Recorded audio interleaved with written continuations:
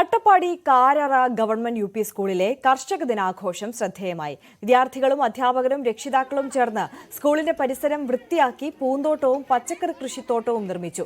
മക്കളുടെ സ്കൂൾ നമ്മളുടേതും എന്ന പദ്ധതിയുടെ ഉദ്ഘാടനവും നടന്നു.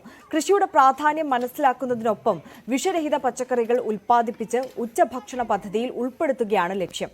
സമഗ്ര ശിക്ഷ കേരളം അഗളി BRCയുടെ നേതൃത്വത്തിലാണ് പരിപാടി സംഘടിപ്പിച്ചത്. പൊതുവിദ്യാഭ്യാസ വകുപ്പും ആരംഭിച്ച സ്ട്രീം ഹബ് പ്രൊജക്ടിന്റെ ഭാഗമായി ഇന്നലെ നടന്ന സെമിനാറിൽ കുട്ടികളുടെ ഭാഗത്തു നിന്നുള്ള ചർച്ചകളുടെ ഭാഗമായി ഉണ്ടായ ഒരു വിഷയത്തിന് അനുബന്ധിച്ചുള്ള ഒരു പരിപാടിയാണ് ഇന്ന് കാരറ ഗവൺമെന്റ് യു.പി. സ്കൂളിൽ ആരംഭിച്ചത്.